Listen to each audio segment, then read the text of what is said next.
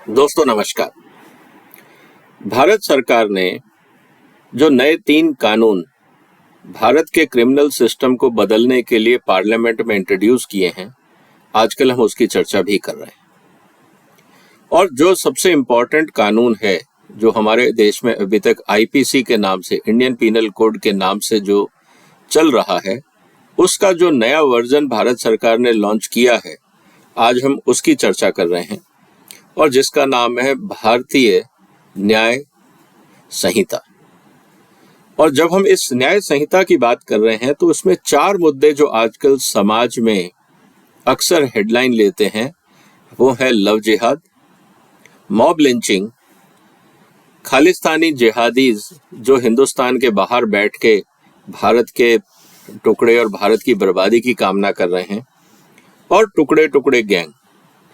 ये जो लोग हैं या ये जो ग्रुप्स हैं, इनको डील करने के लिए नए कानून में क्या प्रावधान किए गए, आज हम इसकी चर्चा करेंगे। सबसे पहले हम बात करते हैं लव जिहाद को लेके, क्योंकि ये मुद्दा काफी गर्म है और अक्सर इसको लेके तनाव बना रहता है। इस पे कोई पूरी तरह से कानून नहीं था, लेकिन अब नए कानून के अंदर इसको परिभाषित किया गया है। जो न्याय संहिता है, इसका जो क्लॉज 69 है, वो मैं आपके सामने पढ़ के सुनाता हूं, और किस तरह से लव जिहाद को ये जो क्लॉज है या जो सेक्शन है वो कैसे टैकल करेगा। जो टाइटल है इस क्लॉज का, वो है sexual intercourse by employing deceitful means, मतलब धोखाधड़ी से आप किसी के साथ यौन शोषण करते हैं। और लव जिहाद में भी यही होता था कि आइडेंटिटी छुपा के, शादी का झांसा दे के भोली भाली लड़कियों के साथ कुकर्म किए जाते थे।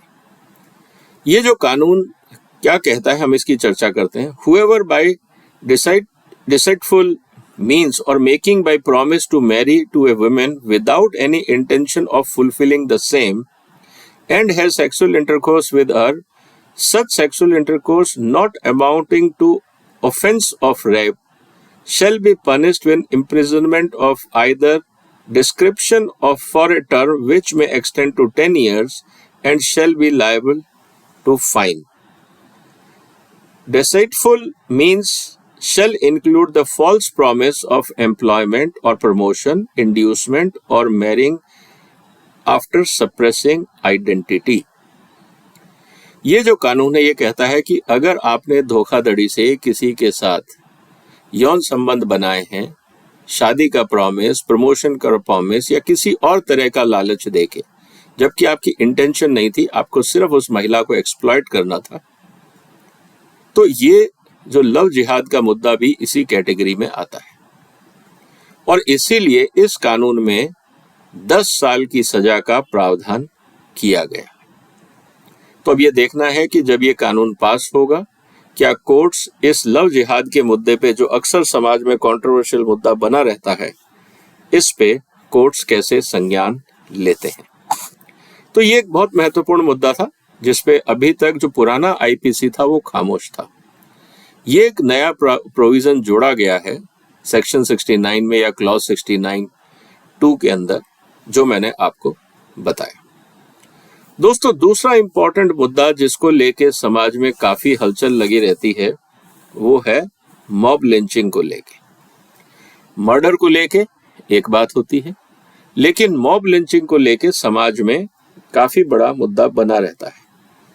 पनिशमेंट फॉर मर्डर, जो अगर किसी का इंटेंशनल मर्डर किया जाता है तो निश्चित रूप से कानून उस पर कार्रवाई करता है। आईपीसी में भी उसकी धारा थी, प्रावधान था, 302 का मुद्दा था।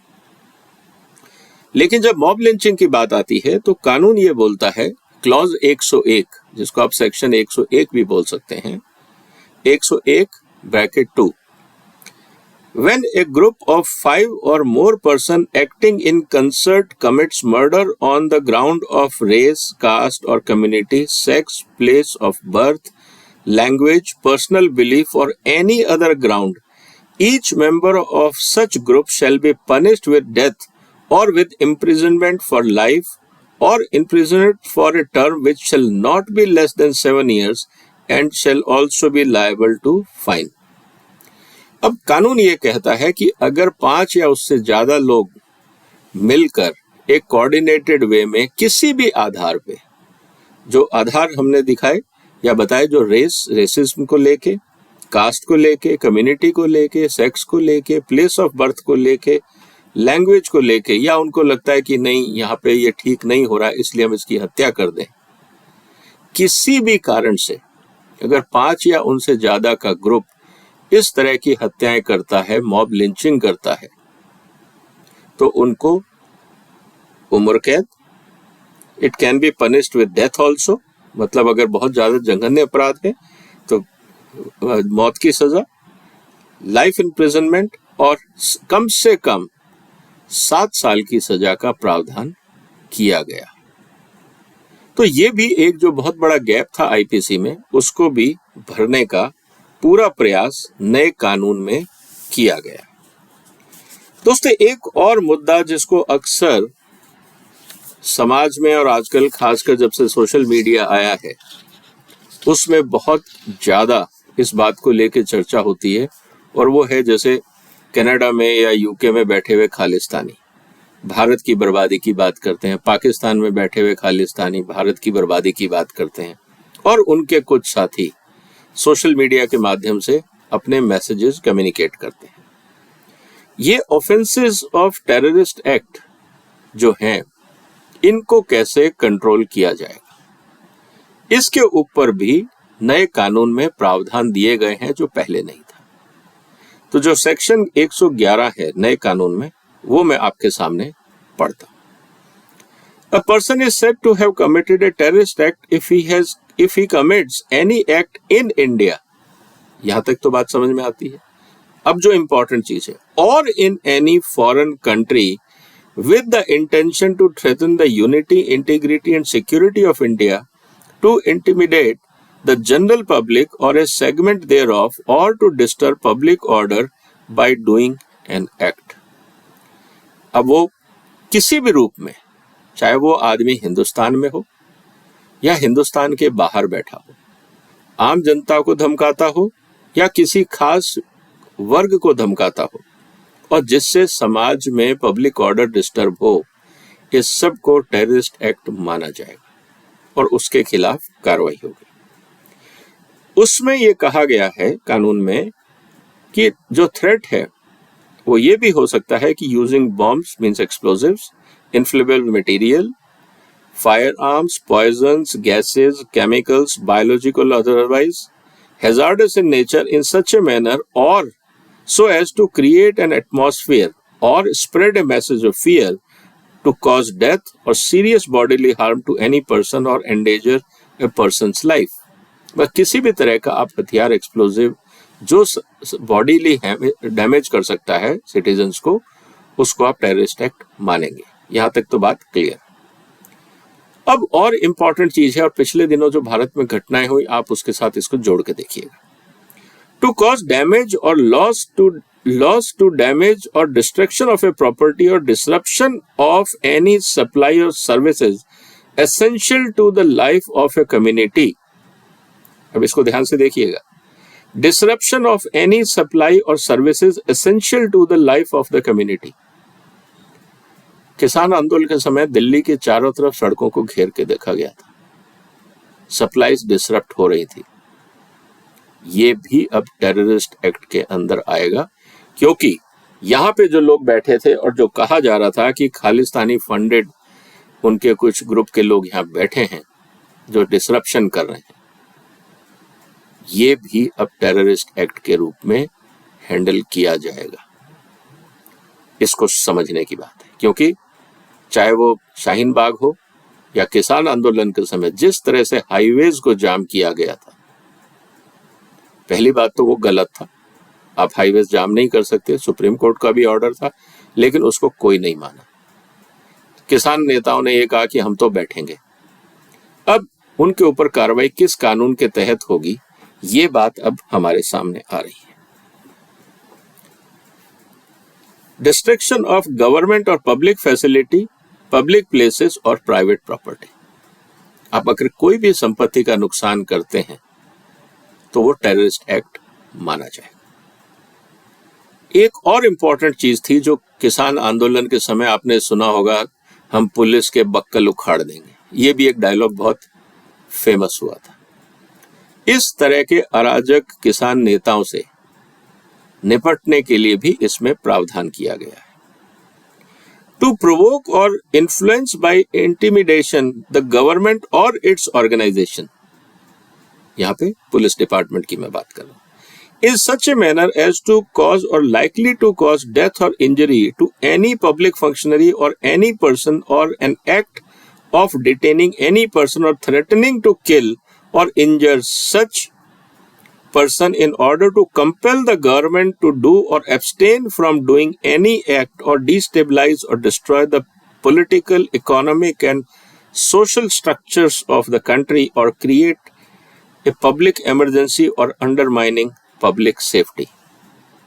यही तो किसान नेता बोल रहे थे कि हम बक्कल उखाड़ देंगे, हम देखते हैं पुलिस हमको कैसे रोकती है, गोला डंडा चढ़ा देंगे। हर तरह की भाषा का इस्तेमाल किया गया। लाल किले से पुलिस को धक्का देके खाई में गिराया गया। अब ये सारी चीजें टेररिस्ट एक्ट के रूप में हैंडल की जाएंगी। अब इन किसान नेताओं को और जो अराजकता फैलाते हैं सिर्फ अपनी नेतागिरी के लिए, उनको संभल के अपनी भाषा पे कंट्रोल करना होगा, नहीं तो इस तरह की भाषा उनको बहुत ही गंभीर समस्या में डाल सकती है। और अगर ऐसा होता है, इस तरह की अगर घटनाएं होती हैं, तो डिपेंडिंग अपॉन द ग्रेविटी कानून में मृत्यु दंड से लेकर लाइफ इम्प्रिजनमेंट से लेकर सारे प्रावधान किए गए हैं without the benefit of parole. फिर आपको पैरोल भी नहीं मिलेगा अगर आप एक बार जेल चले गए, और 10 लाख तक का जुर्माना और कम से कम 5 साल की सजा। ये नए प्रावधान जो नया कानून है इसमें किए गए हैं। तो जो लोग अक्सर आदी हैं सड़कों पे चक्का जाम करने के, जो हिंदुस्तान में जिसको आंदोलन जीवी कहा जाता है, जो विदेशी चंदे पे अपनी रोटियां चमकाते हैं, अपनी राजनीति चमकाने की कोशिश करते हैं, अपना पैसों का इंतजाम करते हैं, ये सब अगर सप्लाई डिस्टर्ब करेंगे, हाईवेज डिस्टर्ब करेंगे, पुलिस को धमकाएंगे, ये सब अब टेररिस्ट एक्टिविटीज के रूप में माना जाएगा। तो इसीलिए अगर कोई भी पॉलिटिकल पार्टी किसी भी रूप में, चाहे वो राजनीतिक हो या अराजनीतिक हो, किसी भी तरह का एसोसिएशन हो, उसको अब बहुत ध्यान से काम करना होगा। Protest but with decorum and peaceful means. लेकिन अगर आपने हुड़दंग किया तो समस्याएं नए कानून के हिसाब से गंभीर हो सकती हैं। दोस्तों, एक और मुद्दा जिसको लेके बहुत ज्यादा समाज में चर्चा रहती है वो है टुकड़े टुकड़े गैंग, कि भारत के खिलाफ टुकड़े टुकड़े गैंग अब कंट्रोल में लाना पड़ेगा। इसके लिए भी इस कानून में प्रावधान किए गए। क्लॉज 150 सेक्शन 150 की मैं बात कर रहा हूं, act endangering sovereignty, unity and integrity of India. अब इसमें क्या कहा गया है, हम अब इसकी थोड़ी सी चर्चा कर लें।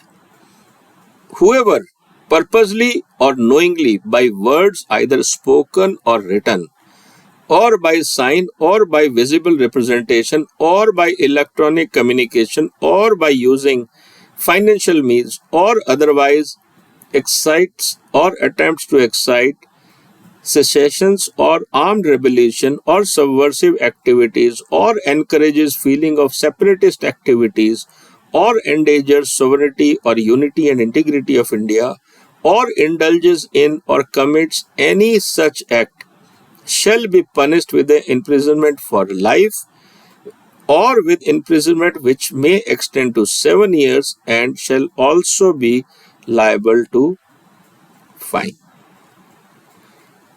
अब आपने भाषणों में, चाहे आपने कार्टून के रूप में, चाहे पोस्टर के रूप में, चाहे व्हाट्सएप में, चाहे ईमेल में, चाहे वेबसाइट के थ्रू, किसी भी माध्यम से अगर आपने भारत के खिलाफ लोगों को उकसाने की कोशिश करी या आपने आर्टिकल लिख के लोगों को भड़काने की कोशिश करी, तो आपके लिए भी अब नए कानून में प्रावधान किया गया है। और जैसा मैंने कहा कि सजा उम्र कैद है और कम से कम 7 साल की सजा है। इसका मतलब अगर आप भारत के खिलाफ किसी भी रूप में अगर आप ये बात करते हैं तो ऐसे लोगों को संभल जाना चाहिए। कम से कम 7 साल की कैद है और मुझे लगता है कि ये सही दिशा में लिया गया एक निर्णय है। Comments expressing disapprobations of the measures or administrative or other action of the government with a view to obtain their alteration by lawful means without exciting or attempting to excite the activities referred to in this section. इसका मतलब आप शांतिपूर्वक अपना काम कर सकते हैं, किसी ने मना नहीं किया। आपको भारत के एडमिनिस्ट्रेटिव एक्शन के खिलाफ कोई और बात करनी है, आप कुछ भी करिए, लेकिन अगर लक्ष्मण रेखा लांघी, भारत की एकता के खिलाफ, भारत की सॉवरेनिटी के खिलाफ अगर कोई किसी तरह का टुकड़े टुकड़े गैंग ने कोई प्रचार किया, नारेबाजी करी, तो समस्याएं उनके लिए गंभीर हो सकती हैं। तो दोस्तों, ये 4 महत्वपूर्ण मुद्दे थे जो मैंने आपके सामने रखे। एक था लव जिहाद का मुद्दा, एक था आपके लिए मॉब लिंचिंग का मुद्दा, एक था जिस तरह से खालिस्तानी आतंकवादी देश के बाहर बैठ के भारत में हिंसा को बढ़ाने की कोशिश कर रहे हैं, या टुकड़े टुकड़े गैंग जो भारत में हैं या भारत के बाहर हैं, जो भारत के खिलाफ षड्यंत्र रचने का प्रयास कर रहे हैं, अब उनके लिए भी कानून में सजा का प्रावधान कर दिया गया है। दोस्तों, आपको क्या लगता है, आने वाले दिनों में इस तरह की हरकतों पे कंट्रोल होगा या नहीं होगा? भारत के कोर्ट्स किस तरह से इस कानून की व्याख्या करेंगे और कितनी जल्दी ऐसे लोगों को पनिशमेंट देंगे? अब ये एग्जीक्यूशन किस तरह से होगा, ये जब कानून पास हो जाएगा, कोर्ट इसको किस तरह से इंटरप्रेट करते हैं, ये देखने वाली बात होगी। आपका क्या कहना है दोस्तों? अपने कमेंट बॉक्स में लिखिए। इस वीडियो को शेयर करिए, इस चैनल को सब्सक्राइब कर लीजिए अगर अभी तक नहीं किया है। फिर मुलाकात होगी, इसी कानून के एक और महत्वपूर्ण हिस्से की जानकारी मैं आपको दूंगा। तब तक के लिए अपना ध्यान रखिए। फिलहाल वंदे मातरम।